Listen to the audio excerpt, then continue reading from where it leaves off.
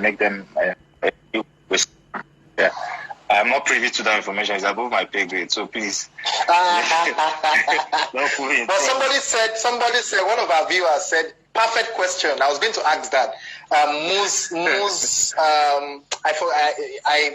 missed his name. He said it's a perfect question that he was going to ask you. So you see, because some people say General Electric, and I'm well read, about General Electric, and I know that in most European countries, I think in US and other European countries, they've done great stuff, and they are very, very good. And I also read a documentary. Was it a documentary or an article on how General Electric can supply us with motorized, what do they call it again? Maybe generating vans or something, as up to like 30 megawatts. They can do that in 3 months. They can assemble that. I saw a paper like that. That's General Electric can assemble.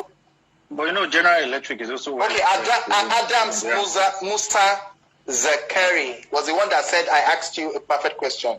Adams Musa Zakari. So maybe it's your follower or something. Okay.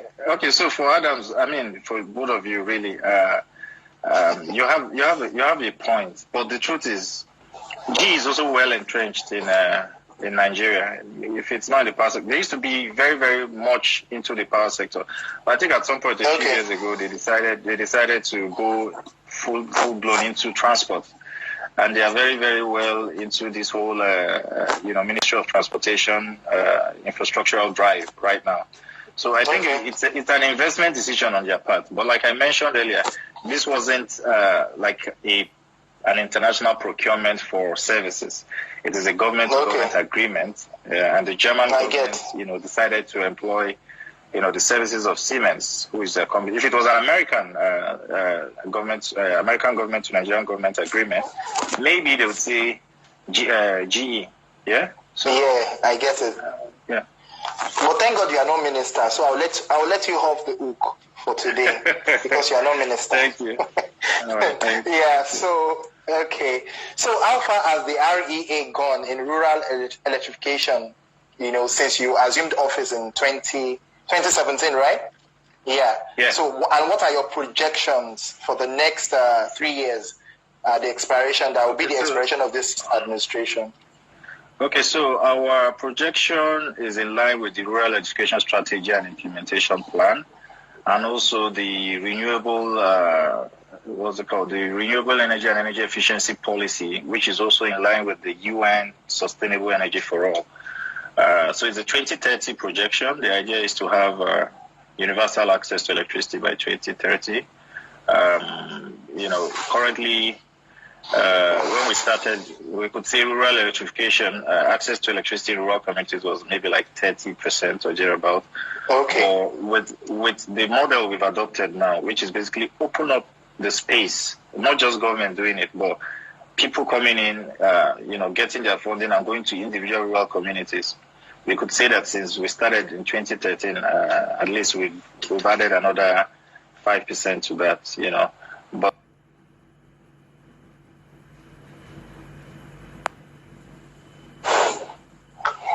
World Bank and $200 million from dollars from African Development Bank. By the time we roll out, mini grids in thousands, then definitely we'll be hitting the 50% mark by 2023. By 2023, and then hopefully we'll see if we can get more funding and university we can hit that universal access to electrification goal. So these are the projections for now, and I've mentioned some of the programs we're running concurrently. Only recently, too, even in response to this COVID-19, we were forced to quickly deploy to a few isolation centers, solar mini grids to give them 24 hours uninterrupted power supply. And we did this within 10 days, to start the project from beginning and complete. From beginning to the end. Wow. Yes. So I should join your company, your team then. Wow. We did it. Magic. we did in Lagos, we did in Ogun State, and this is in line with the MD's vision for efficiency and getting companies that have capacity to deploy. Yes. That's great. So we are hoping to extend to more isolation centers in the next few weeks. Centers, and we are also hoping that that we will get that the Madagascar drug will cure COVID-19. Inshallah. I said we are hoping that the Madagascar drug will cure COVID-19 patients. I heard so you don't have to. Yeah. So, across the country, because if we keep deploying it, if it happens, then we can gladly go to other places where they need services. Yes, true. But even at that, the state of our hospitals. This has just brought it to fore. The need for us to really improve, the infrastructure in our hospitals, which includes power. So the emergency nature of the COVID-19 only basically shows us that, okay, we needed to. It's not like we didn't know that all of this. So even in the future, I see no reason why we cannot intervene still in the health sector. And as you know, most 33,000 primary health centers in the entire country, and this is where we need these services to run efficiently, so that we don't crowd the general hospitals and the specialist hospitals. So energizing health would be one program that we're looking at, just like we're doing energizing economies and also very soon energizing agriculture. And then, of course, I've mentioned the energizing education that we're doing. So every aspect of our economy needs power. And this power is very important. It's critical to our lives, especially now that everybody is at home, locked down. If you don't have power, you're frustrated. So it just... for me, what I've realized from all this, Segun, it just goes to show that the power sector, when people say declare emergency and this, because of the emergency that's happened now, people have appreciated, the need for power more. So it's supposed to be in a state of emergency even before this emergency lockdown. Before now, it should be a perpetual emergency. Until we provide power to everyone. I agree with you, my brother. Look at South Africa. Look at South Africa. I think South Africa is generating over 50,000 megawatts for a population of 45 million, right?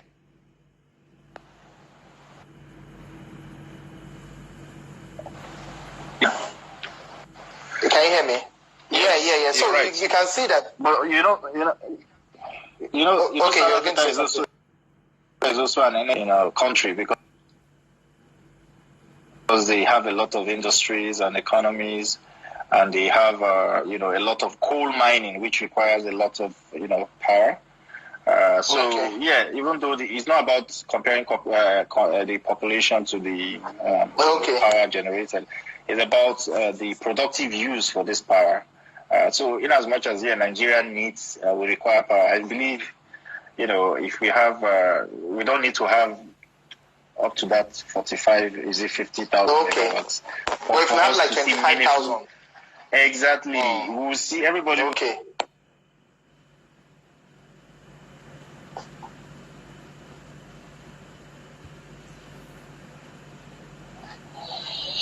Network. Behave. Yeah, we are back. So if we have that 25,000, you will notice it. It will be very, very visible. You will feel it. But obviously the goal is to continue to improve the capacity and the experience. But I believe we can gradually, incrementally get there. Do you know that even in this Abuja now, from the period of this lockdown, in my area, I say a life camp, we've had almost 24 hours power supply. How do they do it? I don't know, but it's almost 24 hours. The only time they take it is they seize the light is when it's going to rain. There's a windstorm or a very heavy rain. That's when they take it for hours. But normally, it's almost 24 hours. So that's to show you that we're making progress gradually. Yes. We're actually making progress. Yeah. So somebody asked us the question. He said, you said you're going to get that we're getting to that your projection in the next 3 years is of 50% generation penetration in the rural. Okay, so he was asking you that do you mean off-grid generation for rural areas alone? Yes, yes, upgrade. Yeah, upgrade. Okay, upgrade. Okay. So, compiling your questions. If you have questions about the power supply, what you need clarity about, what they are doing in the Rural Electrification Agency, power supply, your questions about what the administration is doing, our plans and projections. So you can ask questions. I'll jot the questions, and after some time, in the next, say, like 10 minutes, he can answer your questions. Thank you for joining, everyone. 3.0 Chit-Chat with Segun Tomori. So, Mr. ED, at 32, you became ED when most Nigerian youths are struggling to find their fit. Would you say your privileged background is what shot you into prominence, or your personal drive, or a combination of both? First of all, be truthful. First of all, that's your statement. It has a bit of comma, because I don't believe, you said most Nigerians are struggling to find their feet. But, you still have so many Nigerians that even before that age, they have, made. I agree, but on a larger scale, I know what I'm saying. No, let's take it on a larger scale. Let's take it from a historical perspective. Look at all these current leaders that we have. In the 70s, in the 60s, what was the average age range of, a Nigerian leader, say president, say minister? Yeah, 29, 30. Yeah, that was then. That was then, but now. Changed. Let me tell you something. Okay. Nothing has changed. Yeah. It is the mentality and the orientation that has changed. I don't think so. These people. No, I will explain to you. It is this. Okay, me too. I will explain mine too. Okay. No, fine, sure.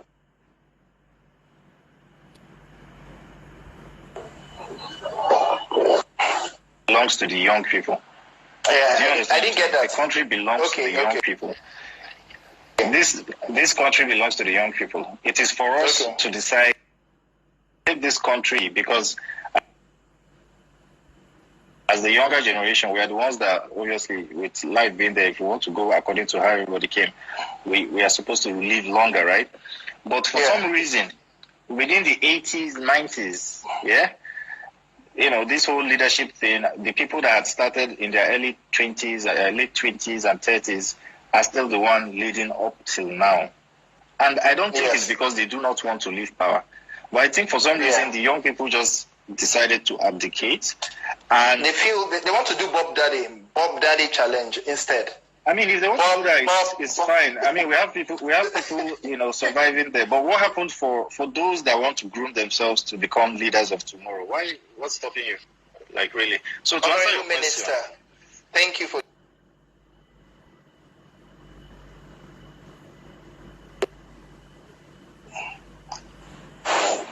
Hello? Yeah, I'm with you. Which minister? And why am I not seeing people joining? I don't know. So I see them as a joy. So I was just trying to say, right, that the country belongs to young people. And when we are ready, as young people, to come together and speak with one voice, and not just stay here and be criticizing leaders that are there, but genuinely coming together to try and solve a problem, and in this case, the leadership problem in Nigeria. When we get to that stage and we're ready, we'll take over. It's not rocket science. It's a matter of organizing ourselves, and a matter of us, actually having that conviction and the passion to change this country. Why not? What's going to stop it? We have the numbers, we have the talent, we have the capacity. I don't see why we can't do it. So let me not deflect. I really wanted to put that out, but you asked me a personal, question, and I'll tell you, for me, I've always been a self-driven person. Yeah, my dad, had that, gave me that background. Obviously was a disciplinarian. He brought all of us up to be independent, not to even care about who he is or what he has, but for us to carve a niche for ourselves, for us to learn to survive in a country such as Nigeria and, make our own mark. So, personally, for me, I can speak for myself.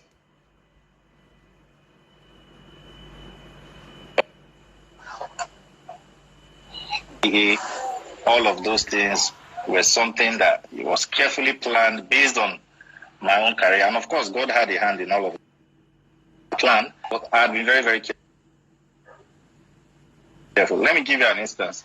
When I finished university, I studied economics in university, and I wanted to study economics. Like I told you in secondary school, my dad wanted me to be an engineer. I said no, I wanted to be, I wanted a doctorate in my field, and that was as far back as when I was in secondary school, SS1. So when I finished economics, I decided I wanted to study something in the energy sector, like shown to you, based on conviction. My dad didn't have any hand in it. I was able to go do my master's, and eventually I also wanted to do a PhD in rural energy development. I went to a university where, it was an international center for energy, in Scotland, right? But oil and gas was what most Nigerians and most Africans came to study there, because oil and gas was studied there. Exactly. When you finish, you can too, get why exactly. You can get so this is the story, so that you understand, yeah. So why? So I like people come there to study oil and gas, so that they can go to NNPC, they can go to Shell, they can go to Chevron, all of this. For you chose rural electrification. Exactly. So why did I choose rural electrification? So for me, it wasn't about the money; it was about the impact, right? I wanted to really make impact, and then I decided to do a research along that line. And when I finished, I came to Nigeria. There was no job for rural people. Somehow. I did that research. The research I did was the first of its kind for the country.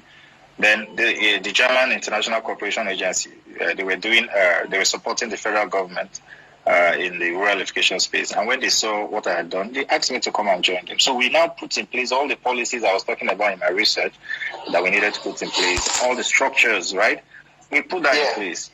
And while I was doing that, we put all the regulations in place as well.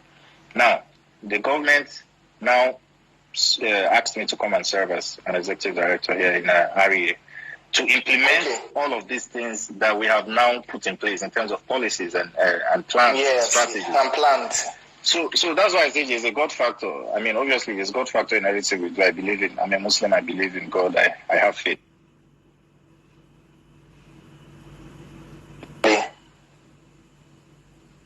Out of curiosity, decided to do a research along that field, and somehow got lucky to work with an international development agency that put the policies and plans and everything in place for the government to just implement. And now moving over to this side to implement all of those things.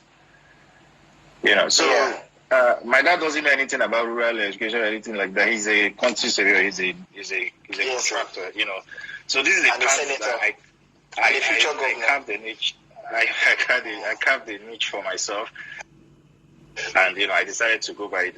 If I tell people this thing, most times they'll say, "Oh, they don't believe or whatever." But the truth is, I believe you. I believe you.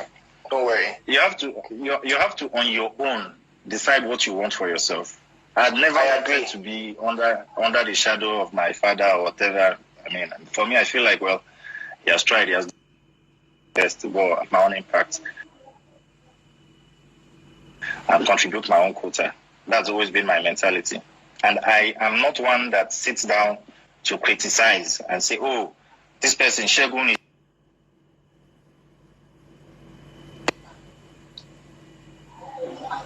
is and I plan towards, contributing my own quota and seeing if I can offer something to make things better. So it's a mentality thing and it's an orientation thing. So if I tell people this, well, sometimes, but it works for me because this is what I do.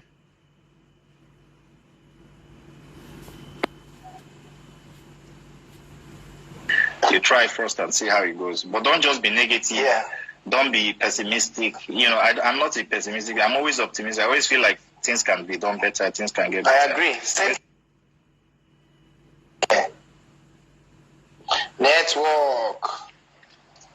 Network, free us now. Can you hear me? Hello? Yeah, are you there? I can hear you. I'm here. Okay, network is good now. Okay, so I was going to say my own part. You said your own part. That time about the youth and all that. I won't forget. I will never forget. So what I now is, for instance, then network. For instance, then when you get out of school, jobs are almost waiting for you.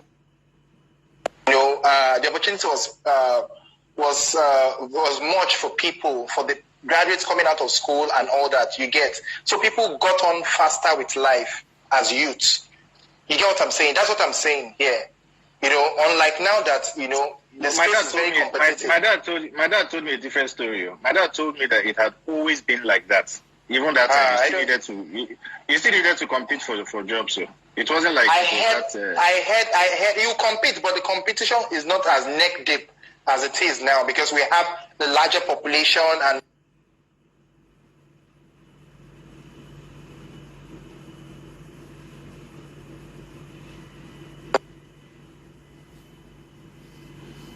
really gone.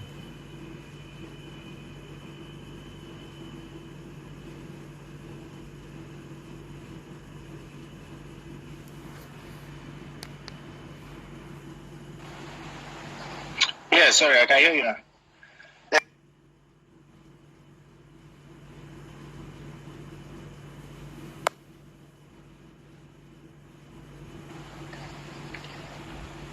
Yeah, go ahead. Yeah, I can hear you.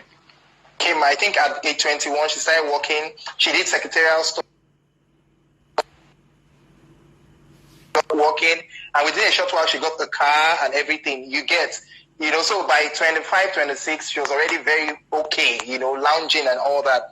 So you don't find that kind of situation, you know. That kind of situation is not as you don't have a preponderance of that as you had then. You get in the 70s, the opportunities. You know, it's not like you have now, because we have so many. You have smaller opportunities, but so much people. The space is choked, constricted, and everything you get. So that's what I mean. But that notwithstanding, doesn't mean that if you are determined, you can't make an impact, you can't make a headway in your career. It's just that it's more.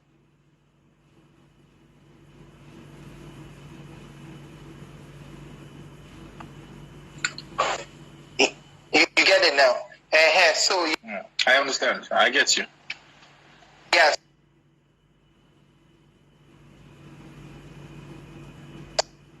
To do so, you know, get yourself to the best version of yourself. You get to, you know, so, but still people have the opportunities, but it's not comparative. So what I'm saying is, for instance, now you find out that a lot of people that are working out of school, they are underemployed. There's what they call underemployed. You agree with me? Yeah. There's unemployment, then there's underemployment. You'll be shocked at the statistics.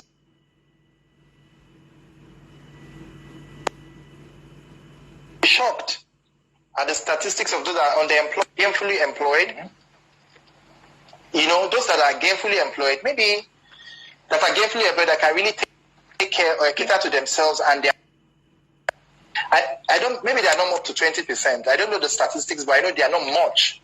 So when I say that at 32, youth are still trying to find their feet, that is from the angle in which I'm coming from. You get it? I get it. Do you agree with me now? I get your point. I might not agree, but I get your point. Okay. So what is your advice for youths that are struggling to fulfill their purpose, you know, and Probably when I was